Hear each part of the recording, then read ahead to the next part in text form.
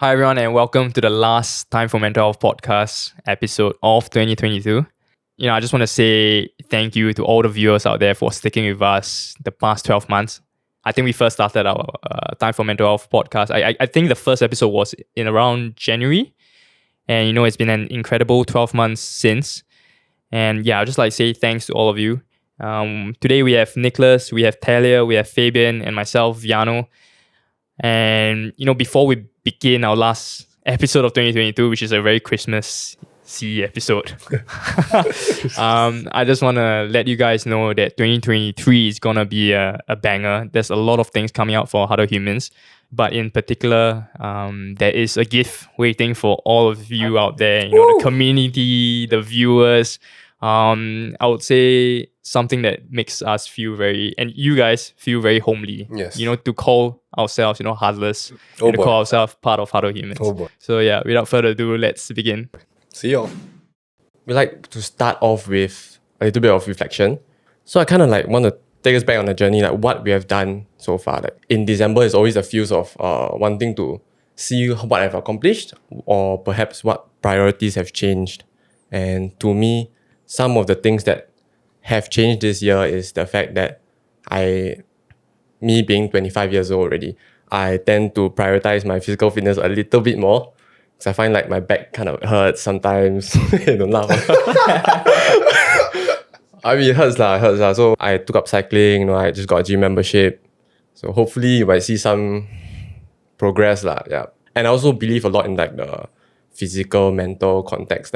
When you look better and feel more confident, and it kind of relates to your mental health lah. Kind of feel more good about yourself, good about things around you. I agree. So on that note, I wonder if you all have done any reflections for what has happened this year. Do you think that any priorities have changed, or what are your beliefs or attitudes towards certain things? Have you prioritized anything or? Okay, this year has been very interesting year. I mean, I literally just came back from Australia, from studying. I haven't been to Singapore in 2 years' time, and then I was back this year. And then it was a full year of also working with other humans, and then also a year of continuing my arts business. I think as a person, I've changed where I think I became more authentic. I'm less afraid to share my struggles, which is something that I used to be super scared to share. I remember Talya joined us in episode 3, right? I believe, yeah. Around there. Oh yeah. And it's it almost came super fast. It feels super fast. Yeah. But Yeah, it's 1 year man. already, Crazy. Yeah, man. And also one thing I want to point out, has any of the guests left you an impression or changed your mind about something? The one that hit me the hardest was the episode on clothing. Oh, clothing. yeah, that's Oh, the last one. interesting. With Dylan. Yeah, the one with Dylan. We even went to his studio. Yeah, so nowadays I dress up a bit overkill lah. What do you call that? Drip is forever, but heat is temporary. So he did influence you. Yeah, a lot. totally. Yeah, awesome. And any advice from the guests that you find Wow. so far? This is a hard one, man. I can't remember quotes, man. Anyone? Actually, for me, it's Alyssa's episode because I don't know, she's so joyful and she's so positive and lively. I think it really had an impact on me also. Where I saw how she wasn't always this happy, right? She had to go through something, and she really targeted her struggles head on. She consulted personal development stuff, and then even called up her family and friends to reconcile and find forgiveness, and she was so active about it, and it made me also want to be more proactive in my own healing process also. Yeah. It's that positive feedback that they drive, right? I remember that leaving me an impression as well. Yeah, I agree. I would like to bring the focus just a little bit on do you think if reflection matters? Nicholas, do you have any thoughts on Reflection. is With it regards to important or is it just a waste of time? Self-reflection. Yeah, why do I need to think I about personally things? think that reflection, even in the smallest things, is super important. I mean, if you're talking about sort of introspection, if that's what you mean. Yeah, I feel I mean, day to day, when I wake up, the first thing I do is sort of reflect on, first of all, what I want to do in the day. and then what I did yesterday, what I think I did right, what I think I did wrong, and then just think a little bit about it. Think about how I can improve. Think about what I did well, and what that does is it sort of assures yourself and lets yourself know, like, you did something right in a day. Continue doing it. What you didn't do wrong, maybe like how you can change it, and then sorts of sets the pace for your day. That's for me. Yeah, I think reflection is super important. It seems to me like our brains are like a broken recorder, When we start reflecting, the same scenarios or same experiences, sometimes the hurtful ones, sometimes the joyful ones, they start to come in over and over again. Perhaps when we start reflecting the year, something from the previous year may have come, like maybe your relationship with your ex or something like that. And sometimes I feel like these thoughts, they become from reflection, they turn into like rumination. Personally, I think enough reflection to a particular topic, right? You kind of just done with it. You found all the possibilities and it's time to move on. What do you think? I personally believe is a little bit hard. I mean, that's exactly how overthinkers become overthinkers, right? So what exactly is the line to draw? Because you mentioned you think about all the possibilities and then that's where you stop, right? But for some of us, we feel like we haven't covered all areas, right? And so I think it's very difficult to draw the line. And what do you think? How do you prevent yourself from overthinking and brooding over the same thing continuously? What do you think? When I think about this topic too much, I kind of have this like conclusion to it already. Finally, I have thought of this one answer that really made sense to me, and like, okay, I'm done. Interesting. That's to me, yeah. I mean, I understand what both of you are saying. To me, it's a lot about acceptance. When it comes to ruminating over a certain thought that keeps coming into your mind, for me personally, it's about accepting that thought, and even if it's negative, I accept that what's done has been done. If I want to change something about it, then I can do something about it if I want to. If I can't, then I accept it as it is. But back on ruminating and all these thoughts, I guess for myself, a lot of this, like you say, like if there's a thought that from the past year that suddenly come in this year, or like anywhere along my life, my childhood or anything that comes, it comes. It just randomly comes. Even when I'm laying in bed at night sleeping, or even my dreams, are thoughts from like when I was 5 years old, when I was 10 years old. It's not like I can control it. Sometimes it just randomly comes. Can you guys control your random thoughts? Like, do you guys have random thoughts out of nowhere? Yeah. Like, you can't control it, right? Like, it just comes in. But for me, if it's a negative one, what I would do is then I have goals in my life that fixates my focus on that goal, so that I stop ruminating or brooding about certain thoughts that are negative. That's what helps me to have goals in my life that shifts my focus. Yeah, so that's me. Yeah, Does that make sense? Yeah, I think for me also, I think reflection, I think, is supposed to be something that should influence your outward actions also, like and if it's like something that is not helping you like think clearly and rationally, then that's remunerating already. Ruminating.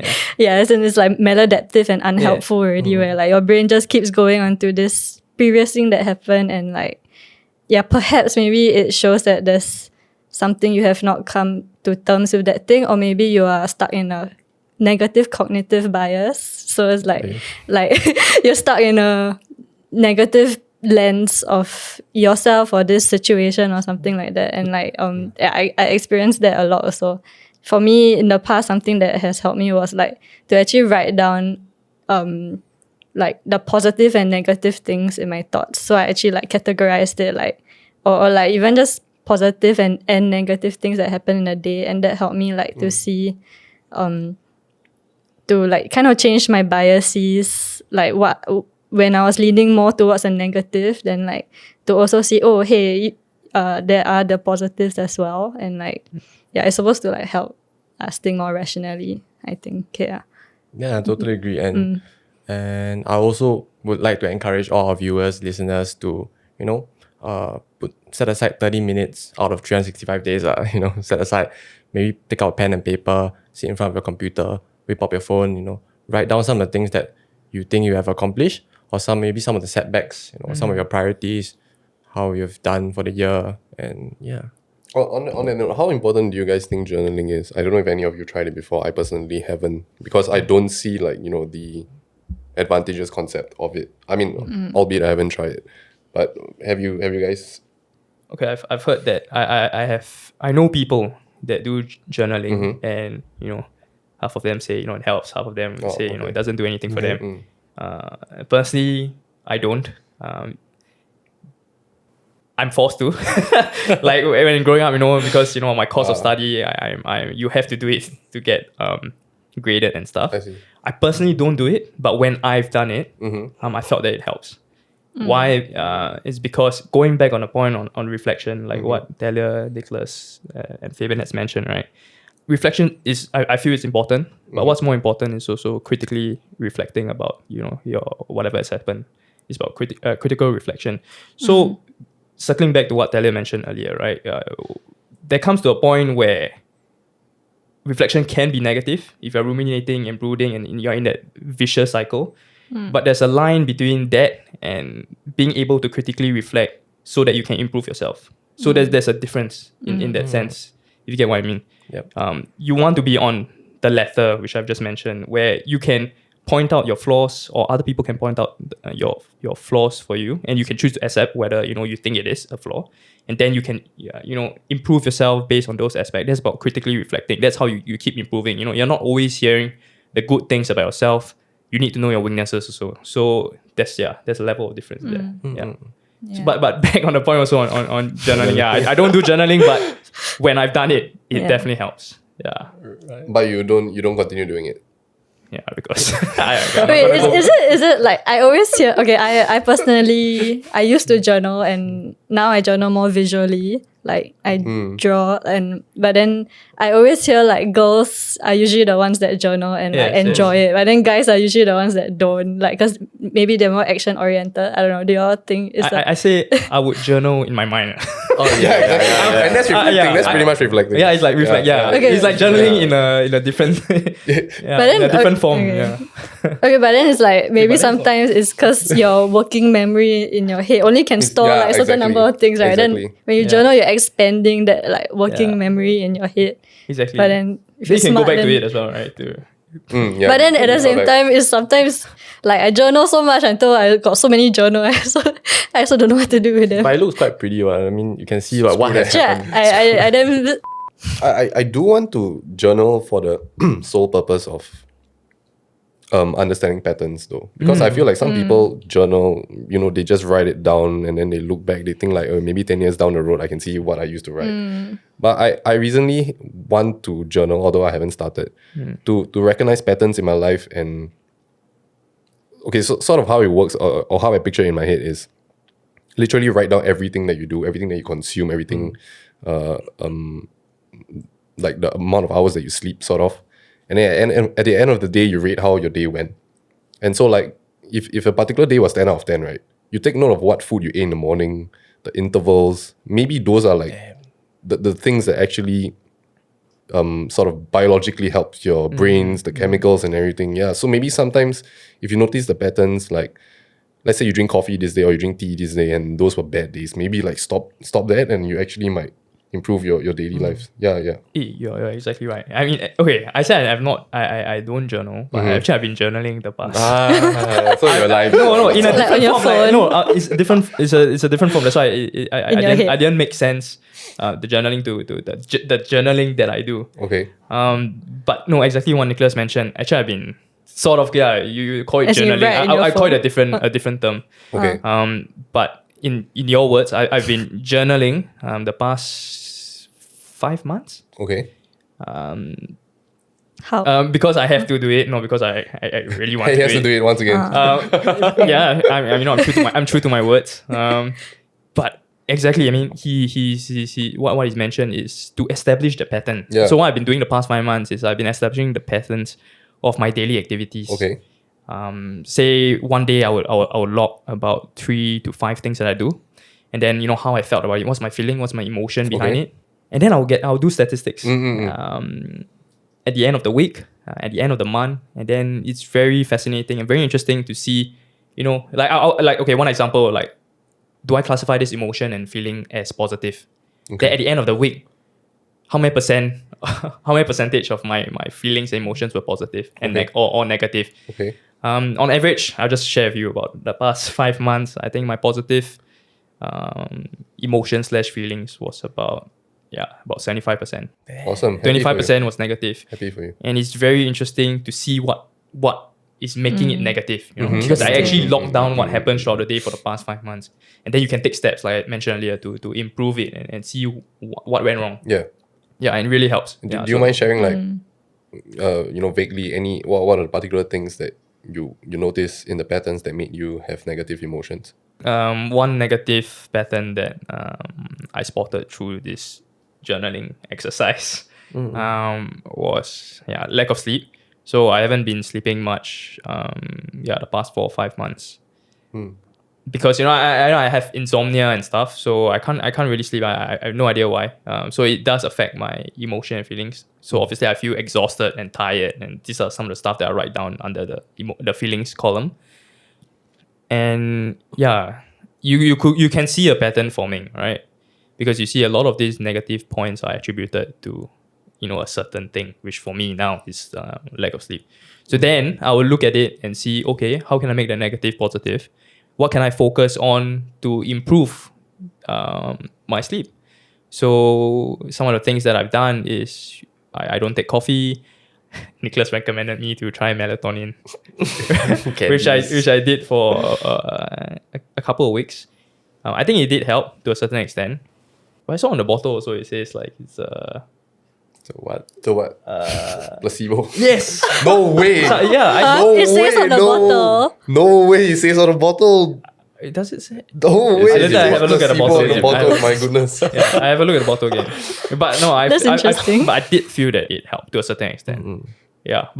So basically, that is one negative pattern. Yeah, it's interesting that both Nicholas and Viaano talked about journaling, and their version of journaling slightly differs from what a normal person would conceptualize journaling as. Like when we write down whatever, you just pen our thoughts for the day. Yeah. So I think on that note, I believe off camera we've talked about it a little bit. It was about guided journaling, right? So maybe you can share a bit about your thoughts, Talya. Yeah, I guess like with journaling, it can be like we just write our thoughts in a diary, but then we can also be stuck in like our like pattern of just remunerating also, like even in the journaling. But then, I guess like it's important to have guided journaling if we want to grow. Like I don't know, like as you said, something that at the end of it we can calculate like what is actually making us feel like positive and what is actually making us negative, or like guided reflection questions or something like that.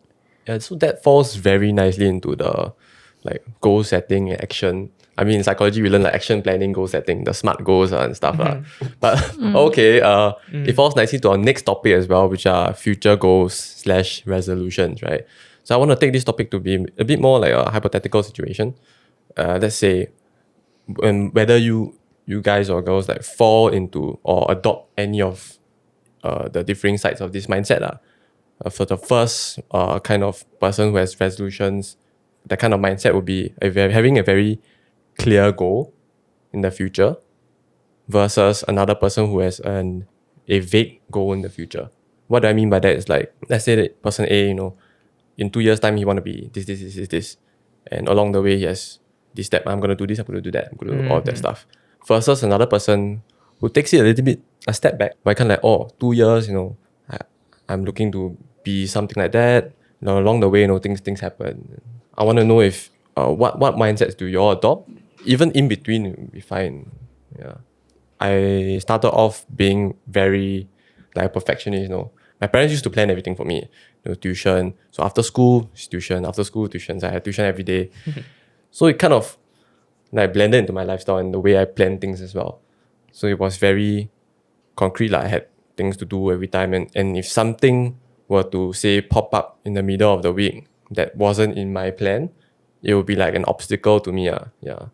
But that eventually changed when I moved on to like poly.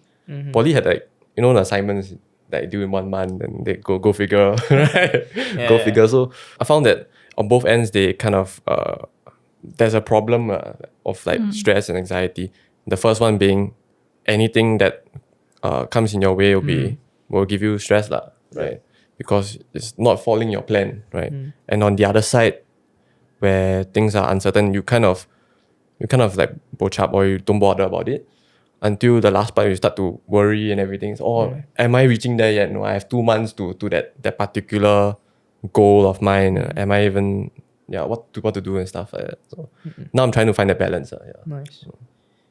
I think for myself, I'm pretty, I would say, unorthodox. Okay, you all know me as a very, very chill person. All right, I'm very chill about a lot of things, but I get things done.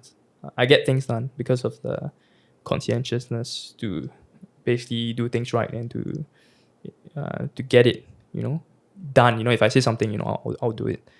But when it comes to goals, I would say personally for myself, I set specific goals on a bigger picture. That means I have clear goals that I want to achieve in the future. And I know what goals clearly I want to achieve. However, that clear goal will be broken up into various rough goals or uncertain goals, uncertain objectives to reach the goals, right?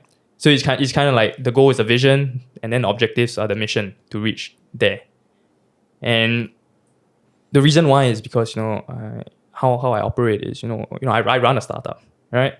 Not everything is clear, not everything is specific. I live in the age of uncertainty every single day, and I can't be clear all the time. I have a clear goal, yes, but but to reach there, there's so many there's so many uncertain things that I have to traverse to reach that goal. And the most important thing for me is then, as an entrepreneur, as a startup founder, is to adapt. Is to adapt to the obstacles that are posed to me along the way, to overcome it, and then to reach that goal, that clear goal that I've set from the very beginning. So it is a bit abstract, but that's how I would explain. I think I sort of resonate a little bit with that one. Like I'm pretty sure everybody has like a super big picture, clear goal. It's sort of in the sense where you want to get a car, you want to get rich, that kind of thing. But I think what's important is to be able to adapt and understand that, as Viaano mentioned, that the road is super unclear. Life is full of possibilities every single day. So how I usually sort of live my life is pretty much just taking it every day, step by step. And I used to have like a very distinct goal kind of vision, but more recently, maybe I don't know, like maybe a couple years back, that's when I started having more vague goals, as you mentioned. I prefer that sort of lifestyle, and I also came to understand that it sort of boils down a little bit from your personality, because the MBTI test, if I'm not wrong, is the feeling and something. Yeah. So like most people with the high feeling aspect, right? They prefer to sort of live their life based on feelings rather than like actual logical judgment. So sort of like if you take for example a breakup, some people logically after a breakup you shouldn't be sad. Those logical people will, I don't know, what I heard is they'll just stop being sad, because that's the logical thing to do. You don't brood over it. You don't continually ruminate, as we mentioned. But for some people with the high feelings aspect, they will think about it all over and over again. And so back to the point, it's about a feelings thing. Like let's say suddenly, all of a sudden, you feel like going to do this, you feel like going to drink today, you feel like going out with your friends, you will go. But you didn't plan it at the start. It wasn't a clear goal, right? So it's based on feelings. And that's how I usually operate nowadays. What's your MBTI? Is it INFP? Yeah, you're right. Oh my god, we're all INFP. We're all the same. That's funny. Yeah. But yeah, I think I relate with that. I guess now I'm more step by step also. Like I do have a problem with planning. Like it's, like with like assignments and stuff. Like I'm always like on the dot, last minute, 1 minute. That was when I was like 18 or something. And that's the time pressure that affects you, and that's feelings. I guess. And then like over time, I started like making more lists and like adding more routine, and I mean I try to lah, and like just be more structured in so that my feelings doesn't always affect like the goals that I set or something like that, because that often happens. Like I try to set like every day I have 3 goals. So this is something new I adopted. Like every day I try to set 3 goals so that I can reach that goal on that final date, something like that. But often I waver a lot lah. So I'm still trying to work on it. Yeah. Awesome. On what you mentioned or what we mentioned, right? There seems to be like a lot of uncertainty in our actions and our lives lah. What are your thoughts on uncertainty? Do you guys enjoy the uncertainty? Do you get phased by it personally? As I age, as I grow old, I kind of live with it, and I kind of enjoy that uncertain aspect of life as compared to in the past. I wonder how you guys feel. I personally came to, I won't particularly say enjoy, because it's a double-edged sword for sure. You know, sometimes you just get hit by a car, sometimes you don't. Right, that is that is part of the possibility. Yeah, so Until it happens to you. oh my goodness. Oh yeah. I would say I enjoy it the most. But what I've come to learn is it literally is part of life, and that's sort of like, you know, what Stoicism teaches you. You can enjoy the parts where the possibility, the hidden possibilities of life hit you in the good ways. But when the negative stuffs hit you, that's when you apply. I wouldn't say apply, but that's when you sort of like have just great mental fortitude, and that's what keeps you going to understand that, hey, sometimes it goes this way, sometimes it doesn't. And I think that's very important as we grow up, where we realize that life just doesn't always go your way. But then if you realize that, hey, maybe this sort of thing happened to me because that is actually the way it should happen, then you can make it positive in a way. Yeah. I think for everyone it's different. Especially also in different phases of life, people would say different thing when it comes to uncertainty. But for me at this age, I embrace uncertainty. I think my life has always been uncertain since I was born. Yeah, but like what Nicholas mentioned earlier, I think there are definitely pros and cons. I mean, double-edged sword, right? You're talking about uncertainty. But how I look at it is something at this point of time, I look at it as something that's fun. You wouldn't say enjoyable, but I would say it is enjoyable to me, because there's a lot of things that I can do in an uncertain position. I like to problem solve. So if I can do it because of a situation or a landscape, or you know, the current condition is very uncertain, and I want to make it certain, it is fun to me. So I do enjoy it, and yeah, so that is basically me answering that question. Give him a maths textbook. Something fun must be, you know, something of my interest as I well. It's not everything. It's not everything. I mean, there's too many problems. There's too many problems in the world, man. Yeah, must be interesting as well. Yeah. But what do you think? What if life is like super predictable, that like then we become robots, right? If we know like everything, like how our lives end up or something like that, then won't we all? Then it's like, is it really? Are we really It's not like? life, Yeah. And like, will we become robots or something? Like, will we have free will? Would you want to know when you die? No. Do you? Something to think about. Yeah. Do you? I'm not sure. But at a later age also, like say if you are, you know, you're getting old and frail, like I said, right, different phases in life. When at old and frail age, would you want to be uncertain? Yeah, that's also that's another question. True. Yeah, so it depends. Yeah, it depends. Everyone's different, different stages of life. So many factors. Yeah. But anyways, circling back to resolutions, right? What if someone has not found that particular thing that he wanted to do? Like say, you know, some people have the ambition of being a chef, right? And perhaps that person's final thing is he hasn't found it yet. Will you like still advise him to go on his journey to find something to do? Like set a plan out for something to do? For example, myself, right, in the past when I was in primary school, I didn't really know what to do. Even in secondary school, I don't really know what I wanted to do, but I just did things lah. And that to me felt better than not having a plan at all. In that sense. I've seen it go both ways, right? I've seen people that have been deliberate about finding something, And I've seen people that are passive, and in the end also found something because they were passive. Like you just drop on their lap, right? So to each his own.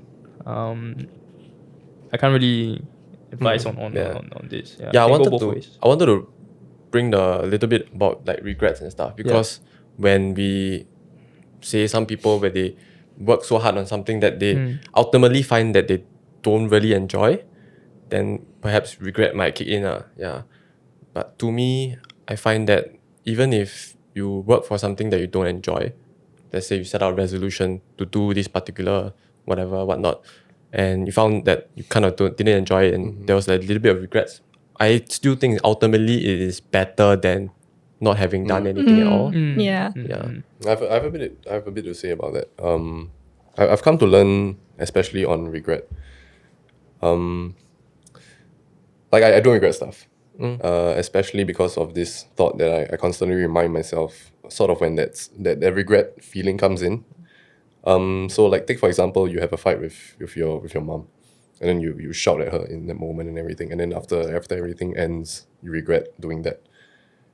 I personally do not regret actions because you need to remind and remember that the reason you did it in the first place in that moment was because of the exact emotion. Like you cannot blame yourself for doing it because you wanted to do it at the exact moment. So don't blame yourself for doing it in hindsight after everything ended.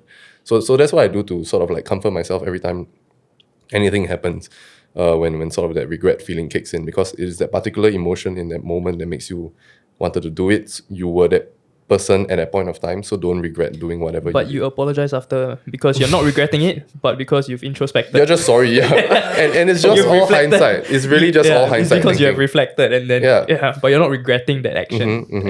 And for the part about like sort of that journey of going this path and then you didn't enjoy it, right? You wouldn't know you didn't enjoy it unless you went on that path. Yeah, so it's all hindsight thinking as well. And a quote to follow on for that is that fear has killed more dreams than failure has. And you really have to sort of do that thing before you actually ever know whether you're going to regret it or not. So don't bother about it. You wanted to do it in that moment. Believe that you were that person. It was you. It's fine. Yeah, I mean, well said. I subscribe to that thinking as well. I personally don't regret the actions that I take. I do reflect about it, like what I just mentioned. Yeah. But going back to Fabian's question, right? I think it is life, man. I think everyone is figuring out what they want to do, what makes them happy, what they're passionate about. And, a lot of people won't be able to find that on the first try. I mean, that's from personal experience. For those that have found what they enjoy doing and they are in that field of doing it, then, that's good on you, right? Yeah. I mean, that's really lucky as well. But like I said, everyone has their own pace. And life is about figuring out. Yeah, that's personally for me. Yeah. That's where the fun is at. Yeah, that's where the fun is. I mean, for me, like, I've been asked this question quite a few times, like, what's your greatest regret? And I could never, like, think of an answer because I feel like, even though, yes, I have made mistakes in the past, but I feel like I don't regret anything. But then when I really think about it, if there was one thing to pick, it was actually, like, a time when I was in secondary school and it was something I didn't do. So it was like a teacher asked me to, I made this artwork, right? Then like it's actually a book. And then the teacher asked me to drill holes in the book to like make it's a huge book. Then it's like to add binder. But then I was too scared to drill holes. And then instead I used tape and then it turned out like the Magdi. But then it's like, I think because of like that fear, like I grew up always being quite afraid of like stepping out of my comfort zone and like having courage to like do something. Even now I still struggle with it. And like I feel like at that age, if I actually took the step to, try drilling those holes or something, like, because it's a big I have to learn this and that, and then I had to face a teacher that I didn't like and stuff like that. If I could like overcome that fear at that age, like I think it would be quite different now. It would be easier to like step out of certain comfort zones and stuff. So in that sense, like, yes, there are certain things that I would say I regretted, but it's because of something I didn't do. And like, I think I also saw this like post by some they asked like a bunch of old people like what's their greatest regret in life, and it was like stuff they didn't do. So Oh yeah. so it's interesting. With that, we have come to the end of our episode. Time for mental health. Do remember to follow our social medias. And by the way, have a Merry Christmas, Happy Boxing Day, Happy 30th. Is that 31st? 31st? Happy New Year's as well, man. Yeah, man. So, yep. See you guys. Bye. Guys, Merry Christmas. Bye. Like, subscribe.